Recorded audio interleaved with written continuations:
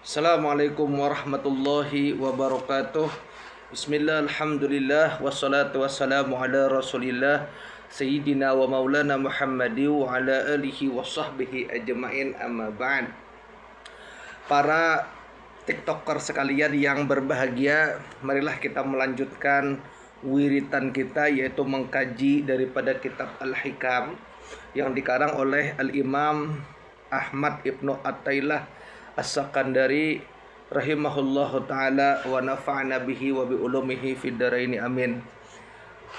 Kita pada video sebelumnya masih berbicara terkait dengan hikmah yang pertama, yakni min alamati i'timadi alal a'mal nuhsanu raja inda wujudi zalal. Saya ingin lebih memperjelas terkait dengan persoalan ini.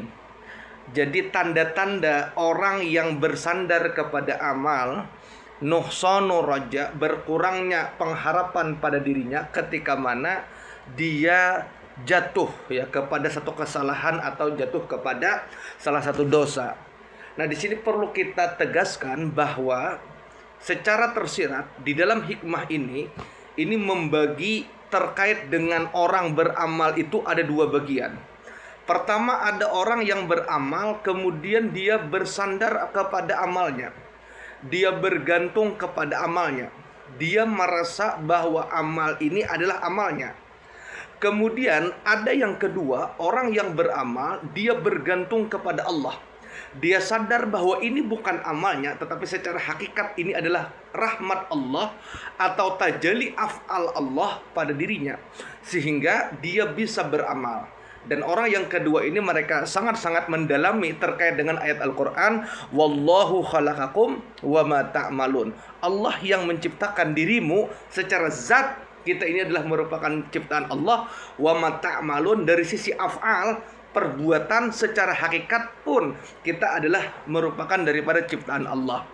Nah, sekarang apa bahayanya bersandar kepada amal? Ada dua bahayanya setidaknya, mungkin akan ada bahaya-bahaya yang lain. Bahaya yang pertama, kalau orang bersandar kepada amal, ketika mana dia punya amal yang banyak, ibadah yang banyak, bahaya yang pertama boleh jadi dia terjebak kepada kesombongan karena merasa amal yang banyak. Kita ini sholat, puasa, rajin, zikir, wirid, rajin ke majelis taklim. Lalu terkadang kita mengakui bahwa ini amal kita, lalu kita merasa, waduh, banyak nih saya ini beramal, lalu merasa kita ini orang soleh. Ketika muncul perasaan bahwa diri kita itu adalah orang soleh, maka ini kita masuk ke dalam trap, jebakan setan yang pertama, yaitu kesombongan. Nah, kesombongan ini, jelas kesombongan ini adalah menodai keikhlasan, karena al-ikhlas huwa tabarru anil hauli wal quwwah. Yang dimaksud dengan ikhlas itu adalah engkau melepaskan daripada dirimu punya kekuatan, punya daya dan punya upaya. Itu ikhlas. Nah, kalau kita merasa bahwa diri kita ini yang empunya amal, maka tidak jarang seseorang tersebut dihinggapi dengan rasa sombong, dihinggapi dengan rasa ujub. Ujub itu namanya takjub kepada diri sendiri, merasa heran, merasa kagum. Tapi bukan kepada orang lain, kagumnya itu kepada diri sendiri. Nah, ini sama seperti iblis. Kita tahu bahwa iblis itu 80.000 tahun lamanya menjadi guru para malaikat. Ketika Allah perintahkan, wa isqala rabbuka, ketika Allah berkata kepada iblis untuk memerintahkan untuk sujud kepada Nabi Adam, fasajadu, semua malaikat sujud, illa iblis, kecuali iblis, aba wastakbar. Iblis itu dia punya rasa sombong di dalam hatinya. Wa kana minal kafirun, maka iblis tergolong daripada orang-orang kufur. Minal kafirun, daripada yang kufur, orang-orang yang menentang Allah Subhanahu wa taala. Nah, kenapa iblis tidak mau sujud kepada Nabi Adam? Karena iblis berpikir Adam ini baru diciptakan. Saya ini sudah 80.000 tahun menjadi gurunya malaikat. Dan iblis berkata, anna khairu minhu, saya lebih baik daripada Adam. Khalaqtani minan nar wa khalaqtaha min tin, saya tercipta daripada api, Adam tercipta daripada tanah. Maka itulah yang menyebabkan Iblis merasa tinggi, merasa congkak, merasa sombong. Kenapa? Karena dia menyandarkan kepada amalnya. Saya sudah 80.000 tahun loh mengabdi kepada Allah. 80.000 tahun ini amal saya. Nah, akhirnya apa? Takabur iblis. Yang kedua, kalau bergantung kepada amal, ketika mana kita terjebak kepada hal-hal yang maksiat, sebagaimana saya jelaskan di video yang pertama tadi, menyebabkan kurangnya harap, kurangnya raja. Ya, ar-raja itu artinya pengharapan kepada Allah ketika mana kita inda wujudi zalal, terjerembab kepada kesalahan ataupun dosa. Nah, oleh karena itu ya, kita harus bersandar kepada Allah. Ya, kalau kita menyandarkan kepada amal, maka kita terjebak kepada kesombongan. Seperti iblis mengatakan ana khairum minkum. Saya lebih baik daripada kamu Adam. Karena iblis sudah 80.000 tahun beramal. Adam baru diciptakan, belum ada amal. Kemudian dari sisi anasir iblis dari api, Adam dari tanah. Api lebih tinggi daripada tanah. Khalaqtani minan nar wa khalaqtaha min tin. Itu pertama.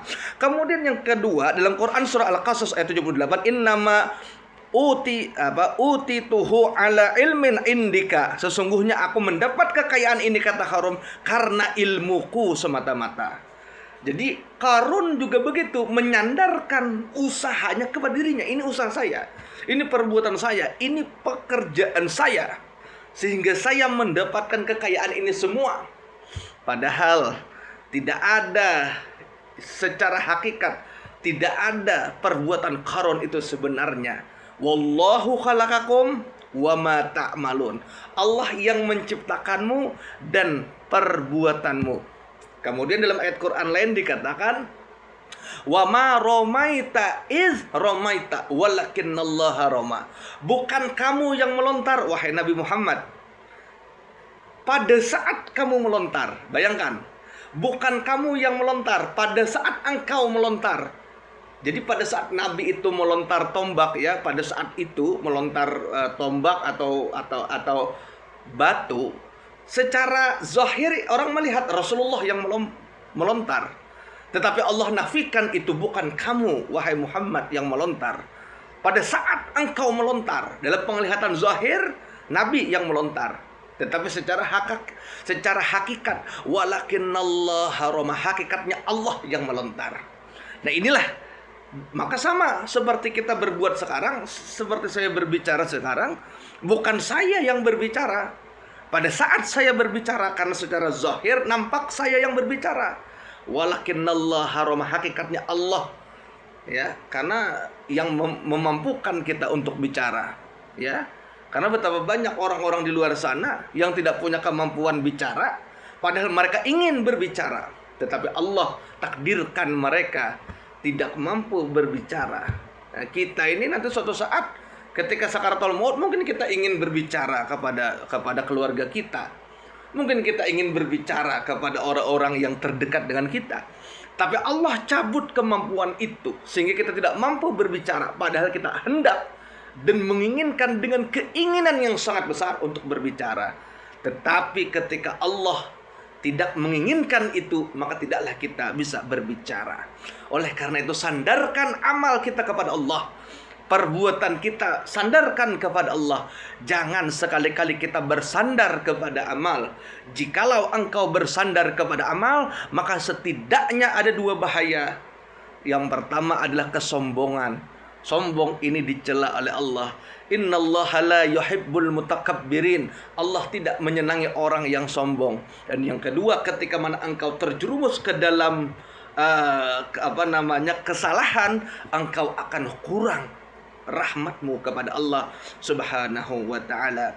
Maka kita berkata, hadza min fadli rabbi. Ini Nabi Sulaiman ketika mendapatkan karunia dari Allah. Nabi Sulaiman mengatakan, ini adalah anugerah Allah, bukan usaha kita. Hakikat usaha kita ini adalah bagian daripada perbuatan Allah Subhanahu wa ta'ala. Terima kasih. Kita akan lanjutkan pada hikmah yang kedua, yaitu iradatu tajrid ma'a iqamatillahi iyyaka fis sababil minasyuhuri ila akhir hikmah. Terima kasih. Wallahul muwaffiq ila aqwamit thariq. Wassalamualaikum warahmatullahi wabarakatuh.